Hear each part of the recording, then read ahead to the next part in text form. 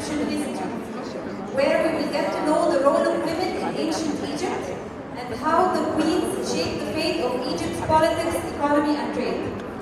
Our prominent speaker is the Secretary General of the Supreme Council of Antiquities, the Ministry of Tourism and Antiquities, Egypt. He specialized in archaeology and Egyptology for over 20 years and has led many joint archaeological excavation missions, which resulted in having His Excellency's excavations at many museums, like in Hurghada, Sharm el-Sheikh, Nemek, and the museum in Tahrir, and the Gem. So please join me in welcoming Dr. Mustafa Wazir.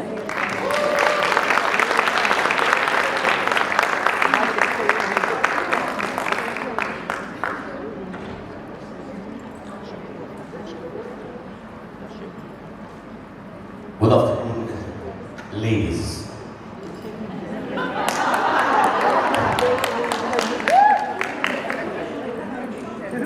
My name is Mustafa Wazir. All of my life, I've been working in Luxor. The only thing that I can do in my life, to dig and to reveal. Then revolution started in Egypt in 2011. We were running out of money. So no digs, no excavations, nothing. 2011, 12, 13, 14, 15, 16. At that time, I was the director of Luxor Antiquities Office. The Minister of Antiquities at the time, he did pay a visit to Luxor. I met him, and I said, "Hi, Mustafa, do you have money?" The first question I did ask him, he said, "Yes, why, what for?" I've told him, if you're gonna give me money, in 4 months, I will discover a tomb for you. He sent money to the office of Luxor. We started January 2017 excavations. In one of the necropolis of the west bank of Luxor, we call it the Ra'abunnaka. 4 months of working very hard, we discovered the tomb of Hyatt with 1,400 statues and wooden coffins and mummies. It was great. Look at the good luck.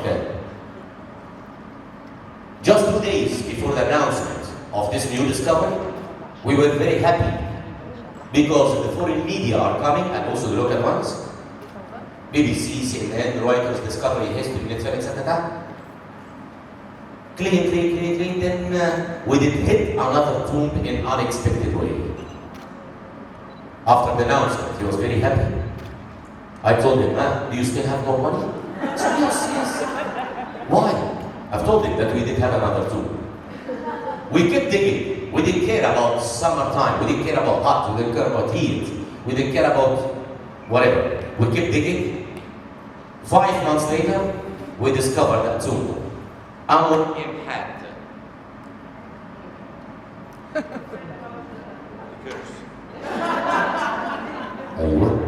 Amun Imhat, the goldsmith guy.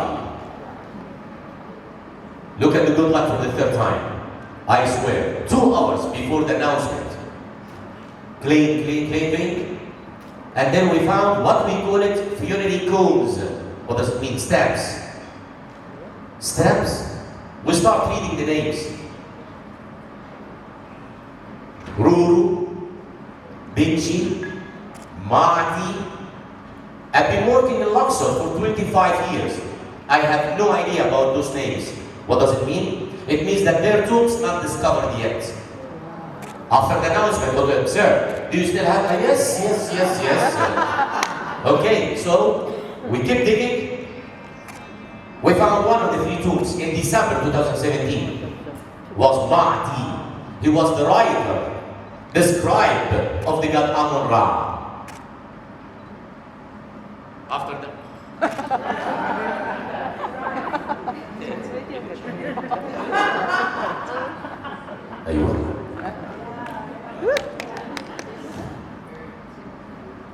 After the announcement, I was about to ask him for more money. Then, sir, do you stand? I said, what? He said, you have to leave Luxor. Oh no. Why? What did I do wrong? He said, no, I didn't. You got promoted, you became the head of the antiquities all of Egypt. I was not that happy because I know this kind of job. Having a suit and a tie, which is not me. Having a cigar and cooking like this, not me. I'm the jeans guy, I'm the guy of digging, I'm the guy of the excavations. Can I say no? He said, no, you don't have the right to say no. You have to take this job. Okay. Sir, can I keep digging? He said yes, he will have 4 days in the office and 3 days in the field. Wow. Sounds good. But listen, this is Cairo, up there in the south of Egypt, Luxor. The distance is something like 670 kilometers. No way. Going up there to Luxor by bus for 9 hours, by train for 9 hours.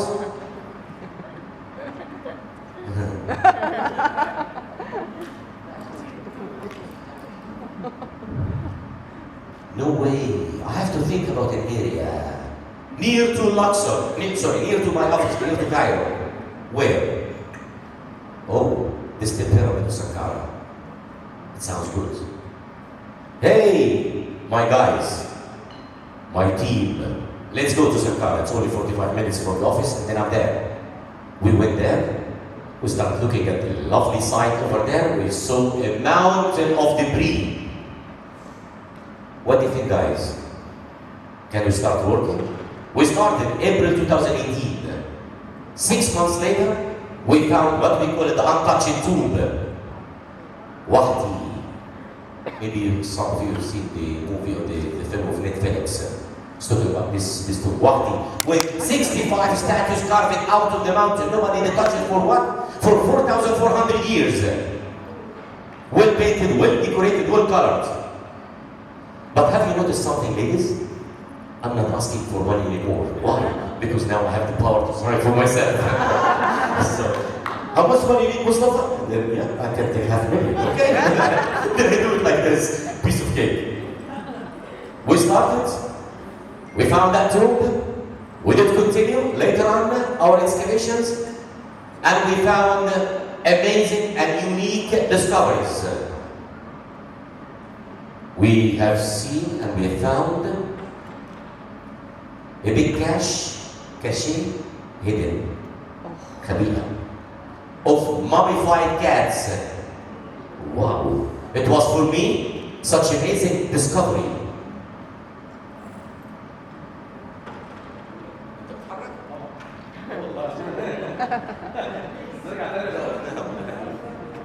We have seen such amazing discovery. What? Mummified cats? For me, I've been working in Luxor, so I used to find the mummies of human. But to find the mummy of a cat is something, or an animal, is something really weird for me. I was very happy. And then we did continue our excavations. We found some mummified crocodiles, mummified snakes, and then little bugs. Open sesame. We found the mummified scarab beetles. Scarab. We had to call all of our international colleagues in the international museums all over the world. Hey, Metropolitan Museum, Louvre Museum, Archeological Museum, Leiden Museum, British Museum. Do you have a mummy of a scarab? He said no. So it was one of its kind in our site. Then we did continue later on our excavations. We found also mummified animal, but it's almost 3 feet big, almost 90 centimeters. No, this is not a cat. Hey, Richard Regg. Who is he? American radiologist. He used to work next door.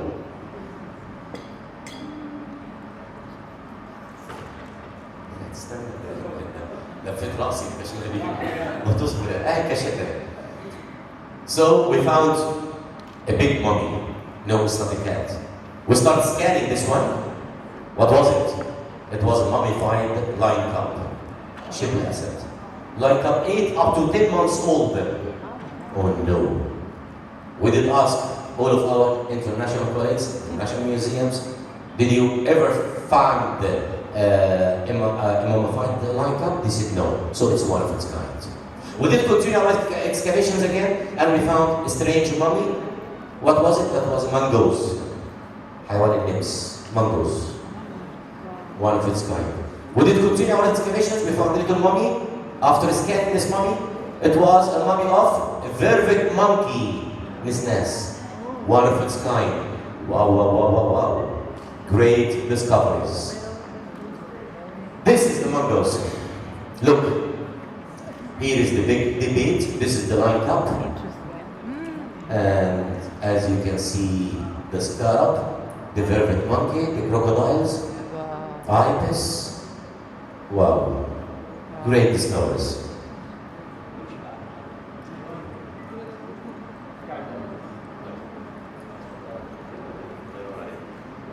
This, back again.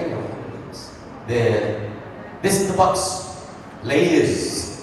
And here, when we opened that one, we found the mummified scarab. This is the one which is one of its kind. It exists anywhere in the world. Where are those discovered nowadays? Sharm el-Sheikh Museum. Professor Khalid Anani, the Minister of Tourism and Antiquities, he said any discovery, any objects, any finds, they should be in the museums. We have 39 museums in Egypt. So all of our new discoveries nowadays in the museums. This is another box with hundreds of scarabs, but not mummified, just the dried ones. This is the tomb, as you can imagine, as you can see up there. This is the Archeological. When we start reading hieroglyphic, we talk about Wahdi. He was the supervisor, he was the high priest, he's sitting on the throne, actually getting the offers, sealed the tomb, an untouched one, back to the 5th dynasty, Nefer-ir-Ra, at the time of the king, almost 4,400 years old. Open sesame, here is the tomb. Well painted, well colored, well decorated. As we can see, the debris covering almost half of this tomb. We did continue our excavations to reach the bedrock, and this is, so we can imagine how beautiful colors. This is some of the daily life scenes. Daily life scenes. This is the tomb.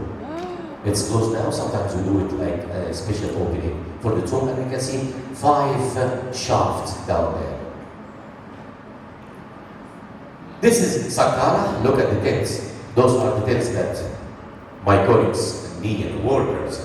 And by the way, we have 50 Egyptian missions. But I got to tell you something. We have more than 250 foreign missions.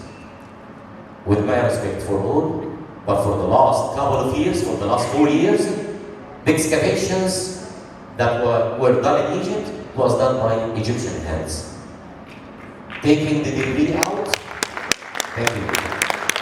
And we found those cachettes of different animals like cats, crocodiles, snakes, scarabs, lion cubs.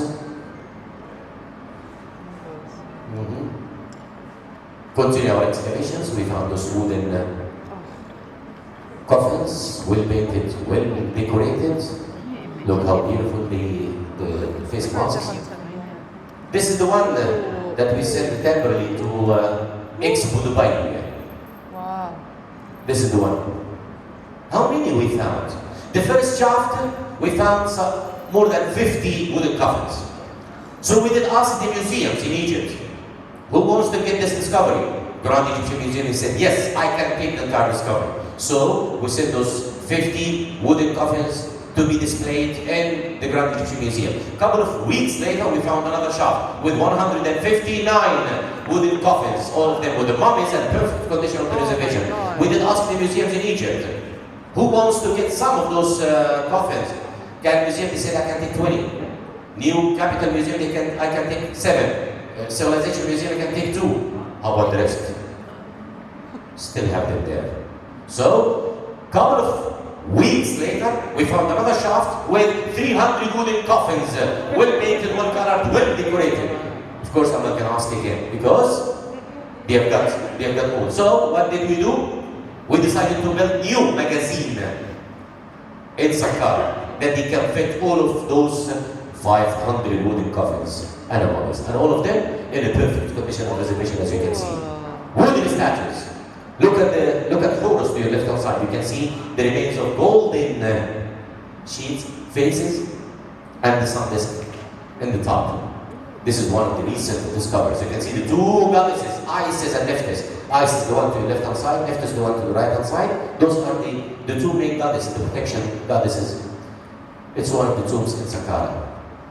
So, our discovery, thank God, it took top 10 discoveries in 2020. But in fact, that one, the top 10, no, it was the first one of the top 10 discoveries in all of the world.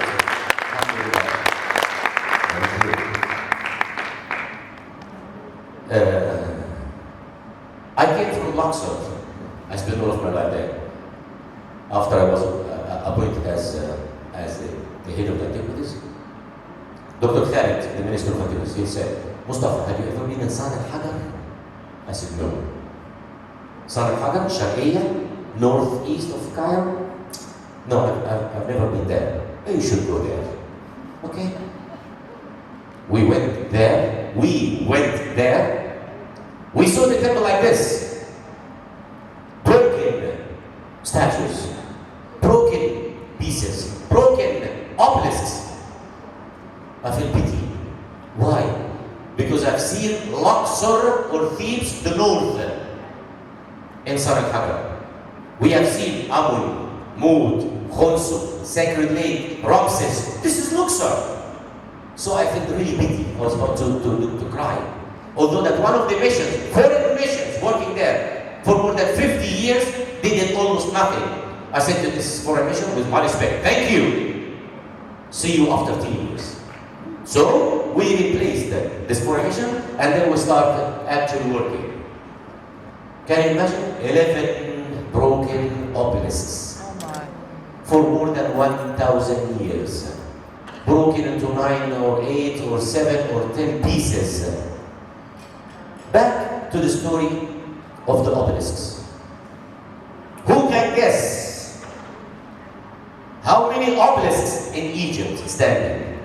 But I will refresh your lovely memory a bit to say that in Italy, 22 Egyptian obelisks. In Rome, the capital, 13 Egyptian obelisks. So how many how many obelisks, of course, left in Egypt? Who can guess? How many obelisks?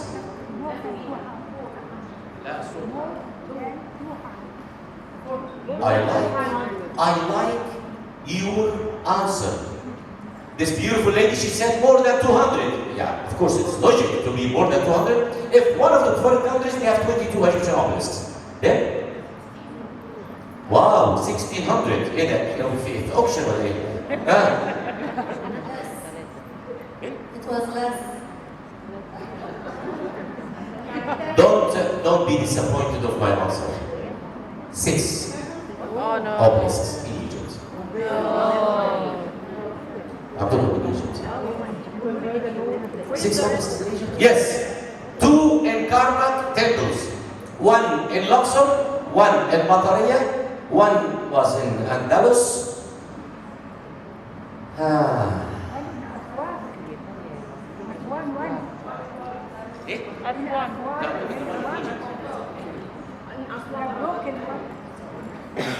Now I'm talking about the corrected one. So, hey, our guys, the upper Egyptian guys, come from Luxor. Try to match the broken pieces. We did erect 4 in San al-Hagar nowadays, standing as they were in ancient time. 2 in the new capital museum. We have a museum there. In front of our museum, we did erect 2 obelisks. 1 in Tahrir Square, 1 in the Grand Egyptian Museum. Now, we do have 14 obelisks standing. Even more than Rome. This is the one of Tahrir Square. This is the one. Piece by piece, look. This is the one which is up there in these jeans. This is Mustafa. Muhammad is the scientific director of the office. What's your Muhammad? Tahrir Square, it was like this. Of course you do remember that one. And then this is after. Wow. We brought those 4 sphinxes from Luxor to decorate this square, which became one of the well-known, most famous square in the world. Yeah. Do you still remember the parade of the mummy parade?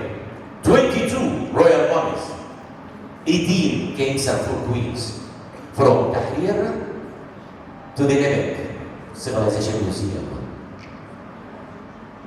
Abu Rawash. What? It's one of the necropolis near to the pyramids. It's a part of Memphis necropoli. Look, try to imagine what is this. Okay, continue our excavations a bit, and then we can see. Okay, back again. Here it is. This one is before, during, getting down, and now this statue in the Rwanda Egyptian Museum. It's one of its kind. Some is suited in NF, some is suited, some in the green and NF from soldiers from his body. The statue.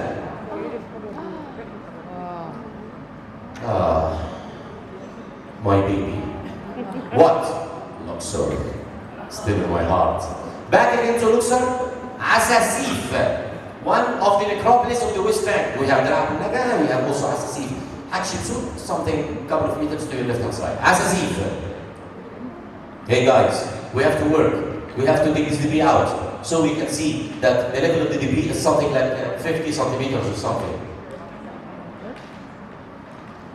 Here it is. Take the debris out.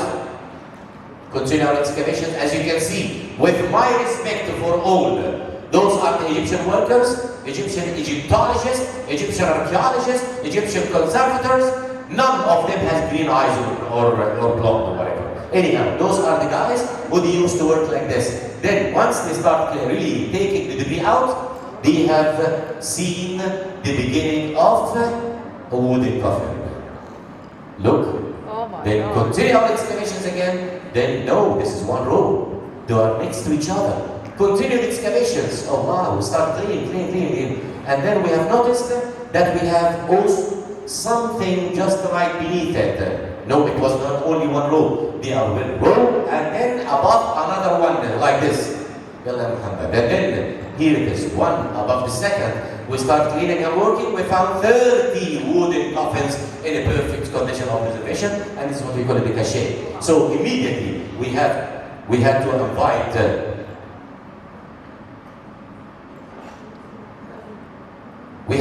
of course, Dr. Khalid Al-Hanani, who's sitting over there. And then we did announce later on this discovery.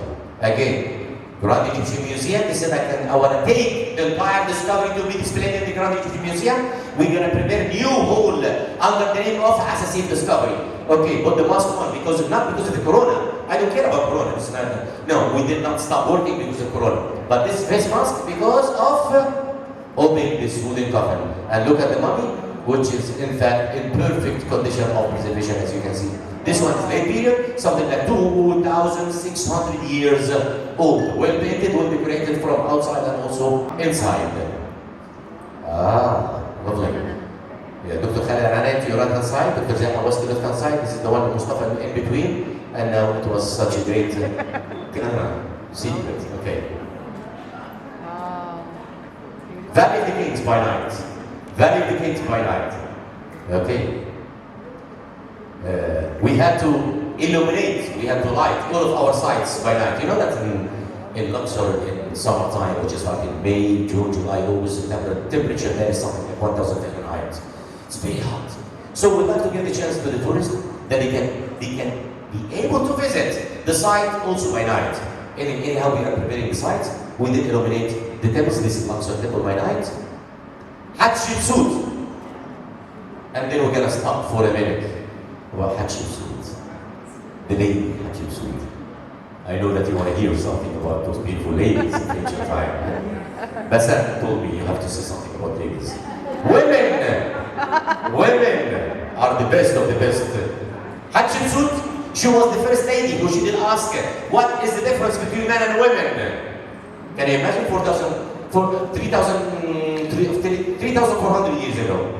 Hatshepsut, she was the first lady who she said, what is the difference between men and women?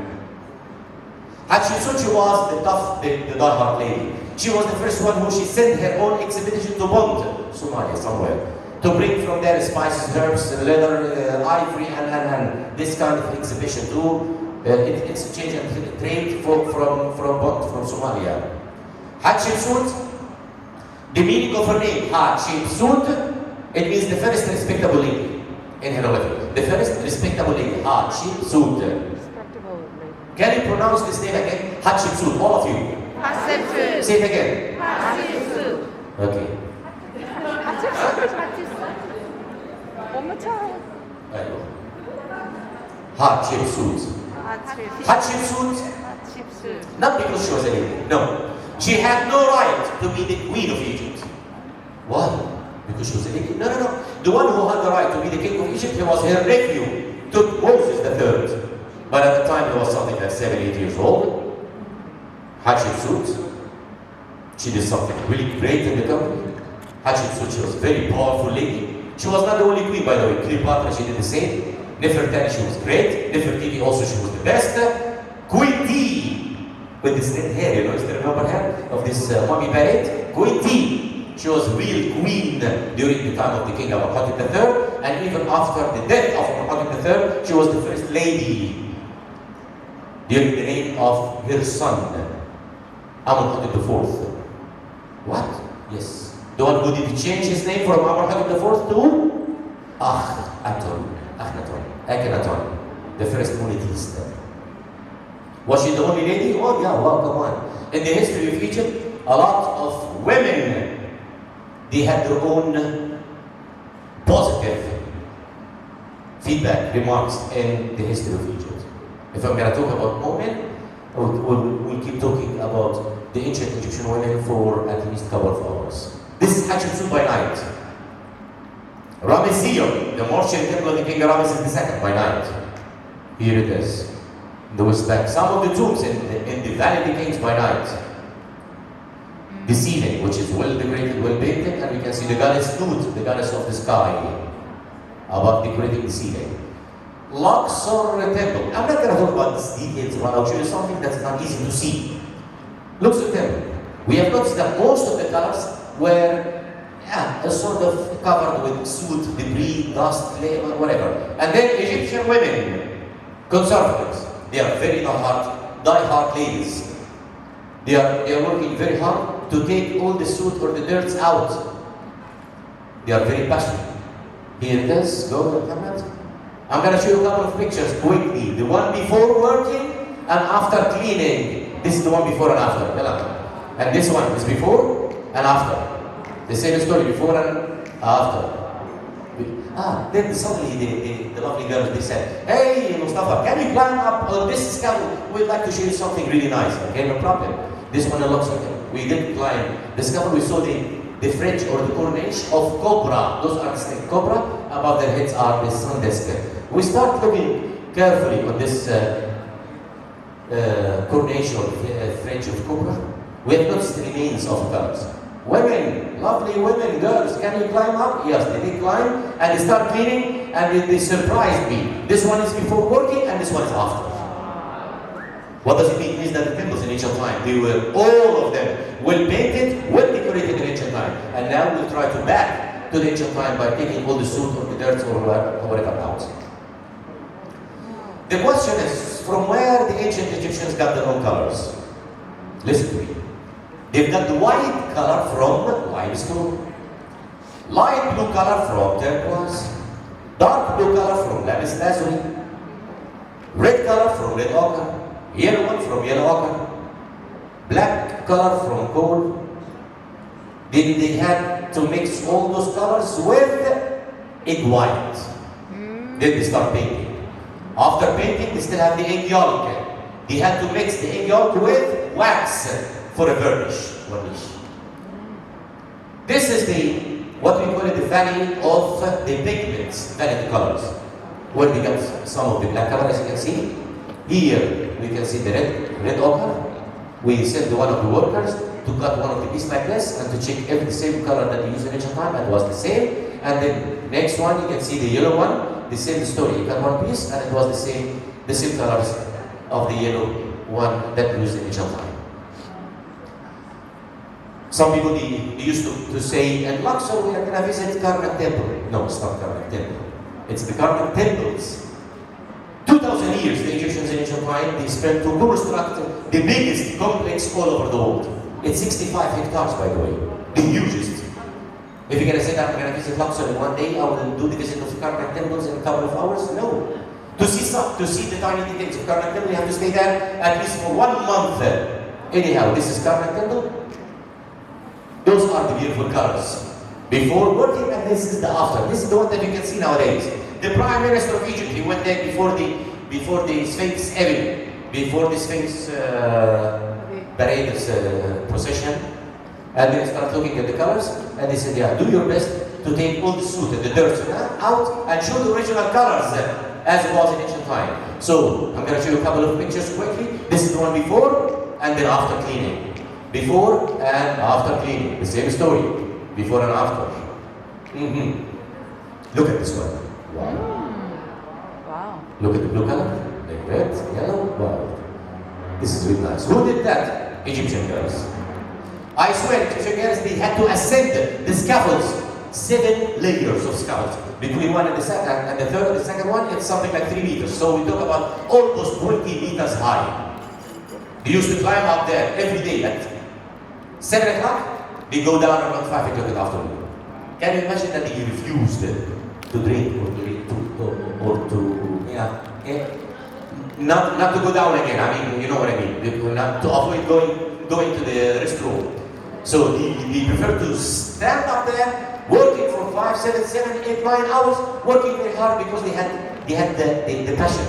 They had the aim to achieve such a lovely miracle that you are looking at them now. We made such a nice small movie, and then we sent it to President Sisi, who's very happy that this achievement done by Egyptian women. So he sent a big message with the Prime Minister of Egypt, Dr. Mustafa Madbouli, to those lovely Egyptian girls. He did climb up on this scaffold, and then he said, I'm here because of the message of President Sisi to say you are the greatest of the greatest. Those are the Egyptian women of Upper Egypt. They were. Thank you. Before and after, I spent side before the excavations. What the evidence Sphinx? This is the ancient road which was connected between Karnak temples and Luxor temple for almost 2,700 meters long. 2.7 kilometers. It was cultivated like this, and then a lot of buildings. We had to make excavations, and we found the statues there. Just something like 3 meters underground. We did continue. We found such beautiful faces between our الثاني and all of them, they were broken. But look at this one and try to pay attention, please. This is Luxor.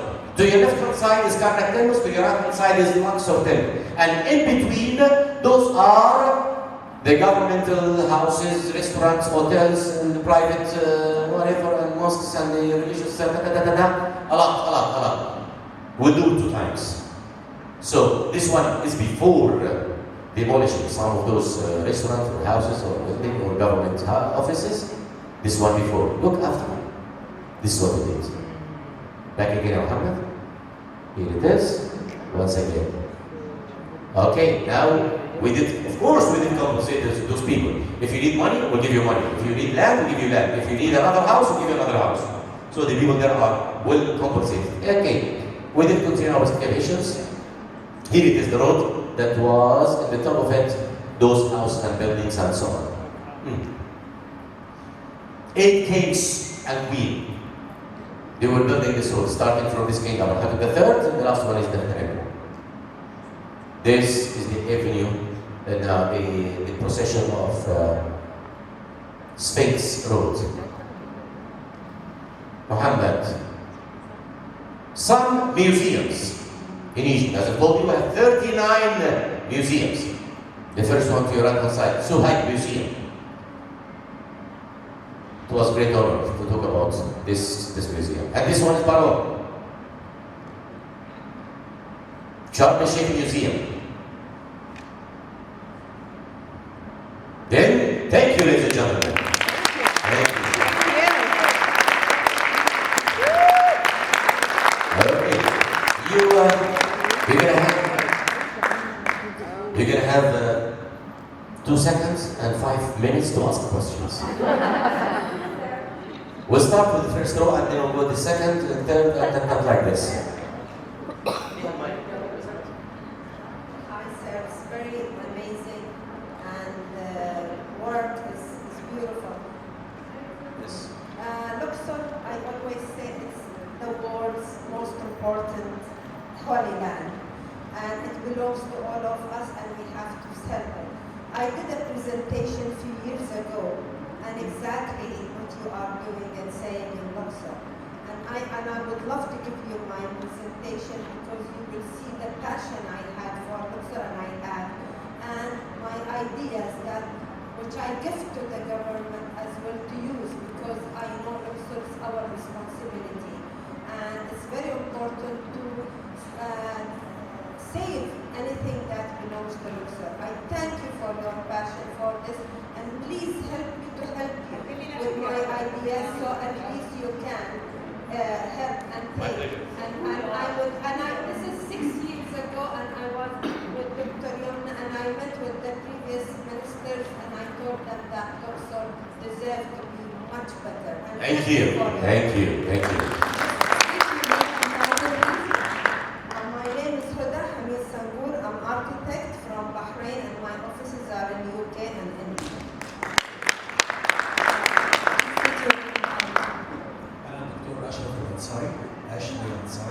From Orlando, Florida. We do like Zach, however, because he came to Orlando. And we would like to invite you to come to Orlando. I would like to remind you that Disney in Orlando, we received last year over 35 million visitors. And I would like to imagine if we had the Sphinx and your work, just your work down here in Orlando, how many visitors we are going to have. We will be honored to have you here and host. Thank you. Thank you for the question. Thank you. My pleasure. Thank you. Hello, my name is Maisha Jones, and I'm from USA, also Michigan. I was wondering, everything that you find when you give them to other museums, even outside of Egypt, is there a cost associated? And then what do you do with the funds, and how do you reinvest them into the communities here in Egypt? Thank you. We have a scenario committee. Those are Egyptians. Just to correct the information, we didn't send our finds abroad. We display them in our museums here in Egypt. We display our finds, our discoveries here in Egypt. But sometimes we have exhibitions abroad. Like nowadays, we have exhibition in America. We're in America, in Boston, in Houston. We call it the name of Ramses the Great and the Golden Pharaohs. It's going to be for 6 months in Houston. After Houston will be another 6 months in San Francisco. So we only do exhibitions, temporary exhibitions, but not to be displayed there forever. It's not allowed. So all of our finds displayed here in our museums. Thank you.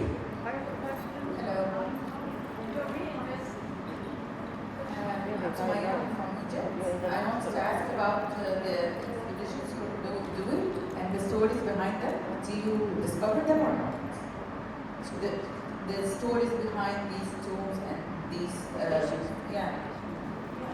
mean The question of this beautiful lady she was asking about. How about the story behind those discoveries? Of course, every discovery we learn something. It adds something to the history of Egypt. Before discovering this lion cup, we didn't imagine that we would find the mummy of a lion. It was just like in dreams, if the ancient Egyptians, they mummified their own beetles or scarabs, and now we prove it. Mongols, we prove it. And also, how about the wooden coffins? We knew the story of the Bubastia and it's the answer to your question will take something like half an hour to talk about it. But anyhow, of course, there are several stories. We do learn a lot from our discoveries, and of course, we publish everything, and then all they can understand the story of our discovery. Thank you. Thank you for your presentation. I'm Lucia Schaartemaker from Amsterdam, the Netherlands. I wonder, do you ever think of leaving things in the ground where they have been preserved so well? And I imagine you can preserve the mummies very well once you get them out, but there's also a lot of pollution in the air. Do you ever think, let's just keep this closed because it's better preserved by Earth itself? Thank you. It's very good advice. We have here 7 Dutch missions. You're working in Egypt. I will ask them not to discover anything in Egypt. No, I'm joking, of course. But listen to me. Listen to me. When we discover something, we keep them well preserved in the museums or in magazines, which is fixed with the temperature and humidity. By the way, the statues that we found, the mummy or the wooden coffins, we found them in a really bad condition of preservation. Why is that? Because they were above each other. Can you imagine 159 or 300 wooden coffins? They were above each other like this. So it was really in a bad, especially that we have sometimes from our new discoveries, we used to find termites, which is affecting badly termites eating the wooden stuff. Bacteria. So we do fumigations in our museums, and we have the best fumigation center in Cairo Museum. And we have a lot of modern equipment, technology that we can preserve them more than being down there. And what I want to say, ladies, what you can see above the ground in Egypt not represent more than 40% of mainland of Egypt height. We do have a lot. We do have a lot, by the way. So we take a good care of our finds. Be sure of that. Thank you. Doctor,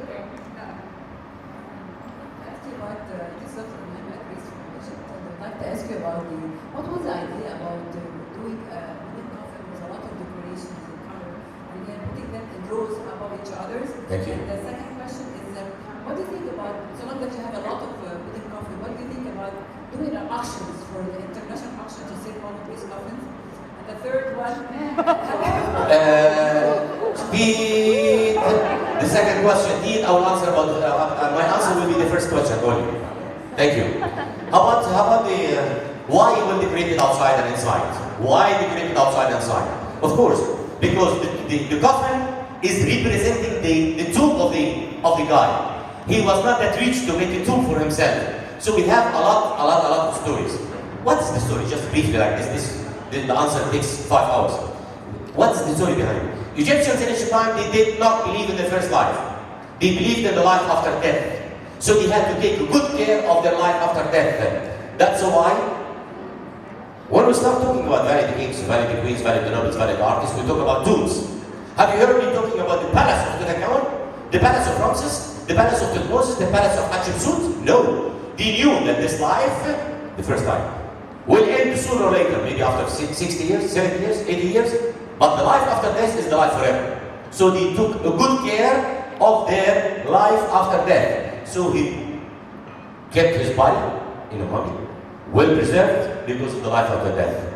And in my journey to the life after death, I'm going to be faced by strange animals, strange problems, bad spirits. So he had to write every tiny details of his excursion, of his trip to the life after death by saying that this CV myself, that's why he's writing there, he's giving offers to the different gods and goddesses that they can protect him in his journey to the life after death, because he did not have enough money or power or whatever to build a tomb to write everything there. So he had to do it in his coffin. So the coffin is representing his own tomb for his journey to the life after death. Dr. Mustafa, I'm sure we are all interested in what you have shared with us today, and we cannot have enough of your interesting talk and rich knowledge. May I have one last question? Yes, please. So, okay, my question is, I'm sure that many of the audience are curious to know about the myth of the curse of pharaohs, the Pharaoh. Does it really cause illness, bad luck, or death? He's still alive. Whatever, that's why it goes in what we call it cares of affairs. And we have a lot of stories about this one, but we'll take really time. Thank you. So, ladies, thank you and see you in Luxor very soon. Thank you.